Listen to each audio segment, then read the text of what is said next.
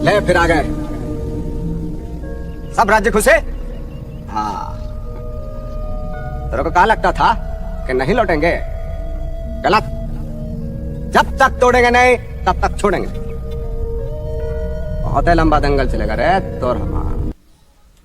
नमस्कार मित्रों, मैं आपका धर्मयुद्ध अपराधी। एक धर्मयुद्ध अपराधी। आपको याद होगा कि जब सुप्रीम कोर्ट में कश्मीरी पंडितों को न्याय दिलाने के लिए याचिका लगाई गई थी, तब उसी सुप्रीम कोर्ट के सुप्रीम जजों के द्वारा यह कहकर सुनवाई से इनकार कर दिया गया था, याचिका खारिज कर दी गई थी कि मामला बहुत पुराना है, अब साक्ष्य भी नहीं मिल पाएंगे। जबकि वही सुप्रीम कोर्ट हमारे लगभग 500 वर्ष पुराने राम मंदिर विवाद पर सुनवाई करके साक्ष्य ऐसे मांग रहा था जैसे साक्ष्य उसकी जेब में रखे हों। चलिए, ये तो हो गए पुराने मामले, लेकिन अब जब इस समय पश्चिम बंगाल में ममता बानो के जीतने पर टीएमसी के जिहादी हिंदुओं का कत्लेआम कर रहे हैं, हिंदू बहन बेटियों का बलात्कार कर रहे हैं, हिंदू जेनोसाइड जोरों से हो रहा है, और जिसके साक्ष्य यानी प्रमाण भी फोटो, वीडियो और सीसीटीवी फुटेज के रूप में सैकड़ों हजारों की तादाद में मौजूद भी हैं, और रोजाना नए नए फोटो, वीडियो और पीड़ित सामने आ रहे हैं। मत मत मत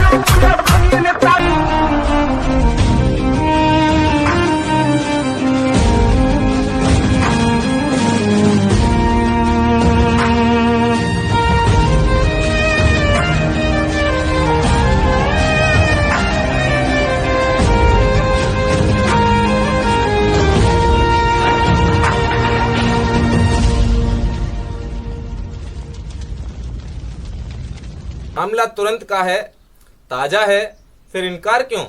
सोचिए हिंदुओं, और याद रखिए कि ये वही सुप्रीम कोर्ट है जो आतंकवादियों के हितैषी प्रशांत खरदूषण पर तो सिर्फ 1 रुपए का अर्थदंड लगाता है, लेकिन राष्ट्रहित की बात करने वाले, आतंकवादियों को एक्सपोज करने वाले वसीम रिजवी पर 50,000 का अर्थदंड लगाता है। भरम है भरम। देख देख कैसे उखड़ते हैं अगर तेरी मेरी जिंदगी को खराब किया है। हम तेरा अच्छी से रखते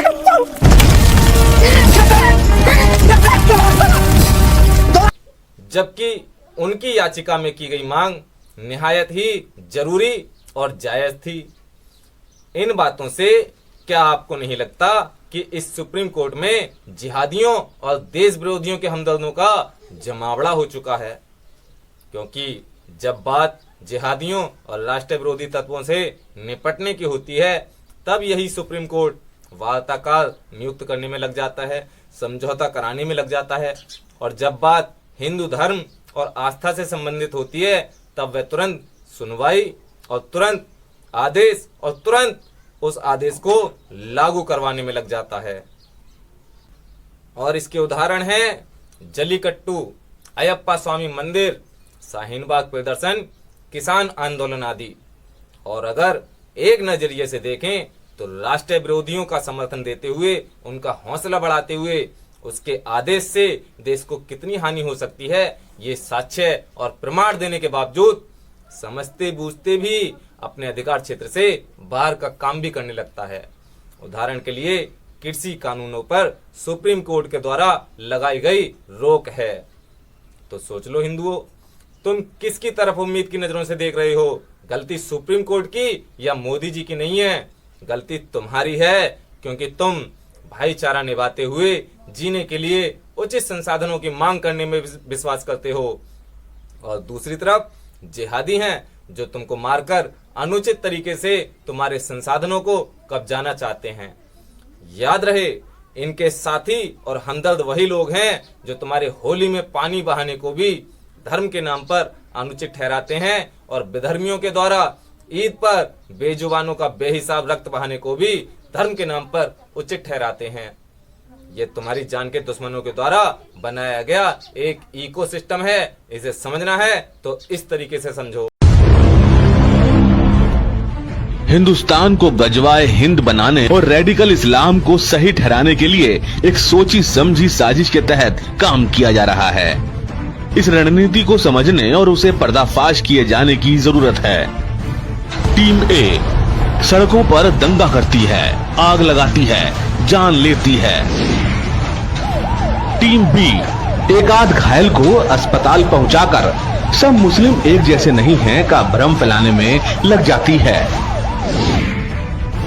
टीम सी में रवीश कुमार, बरखा दत्त, राजदीप सरदेसाई, आरफा शबनम शेरवानी, राणा अयूब, निधि राजदान, पुण्य प्रसून वाजपेयी, अभिसार जैसे मीडिया कर्मी हैं जो इनका एजेंडा आगे बढ़ाते हैं।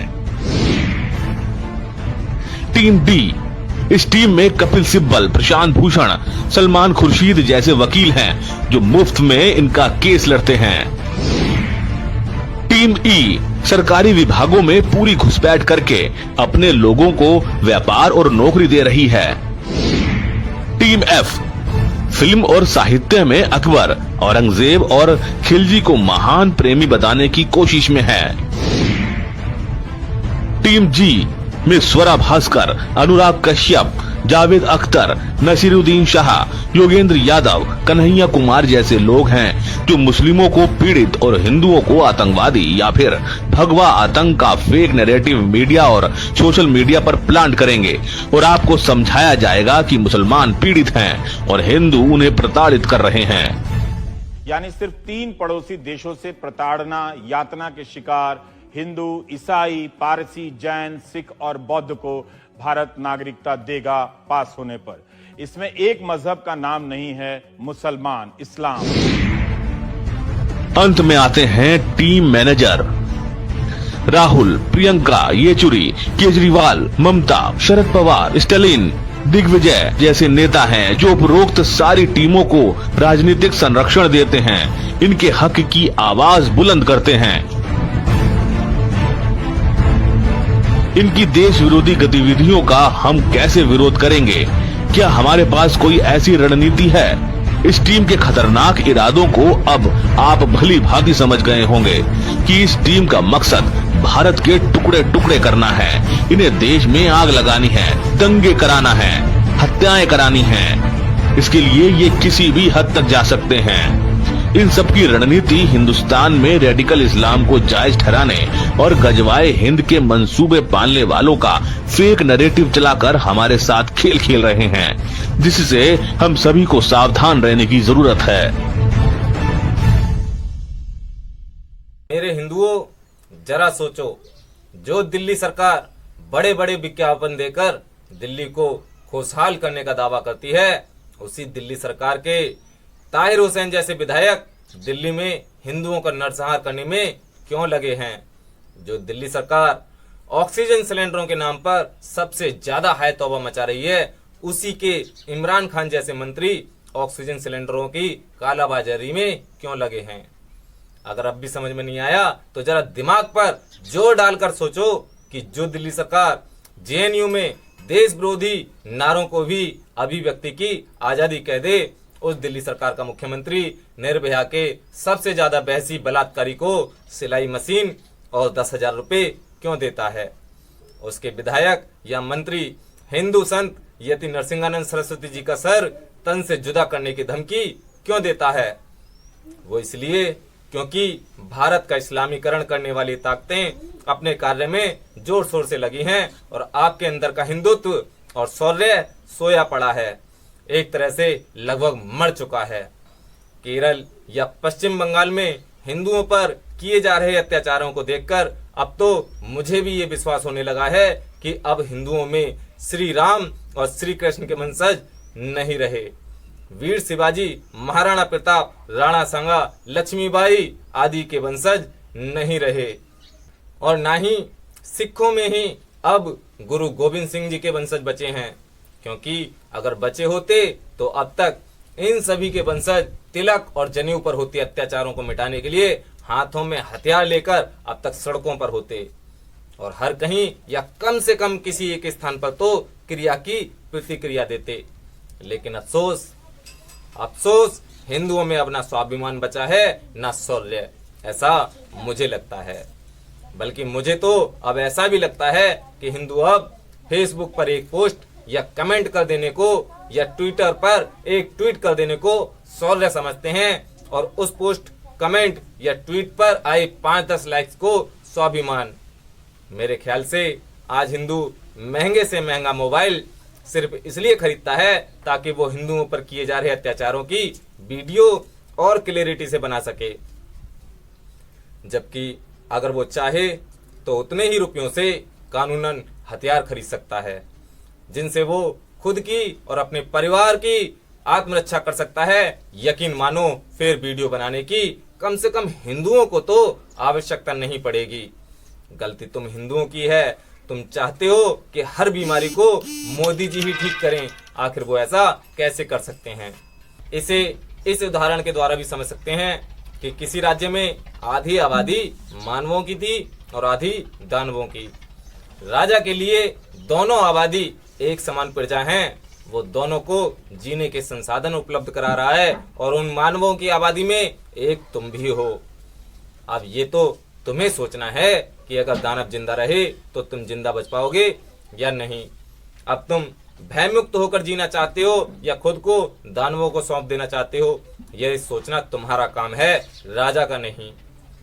वो एक कार्टून बनाने पर गर्दन काट देते हैं और तुम अपने भगवान पर बनाए गए अपमानजनक कार्टून को देखकर भी नजरअंदाज करते हो, अपमानजनक फिल्मों को देखकर भी नजरअंदाज करते हो, अपमानजनक वेब सीरीज को देखकर भी नजरअंदाज करते हो, जबकि तुम्हें भी वही प्रतिक्रिया देनी चाहिए।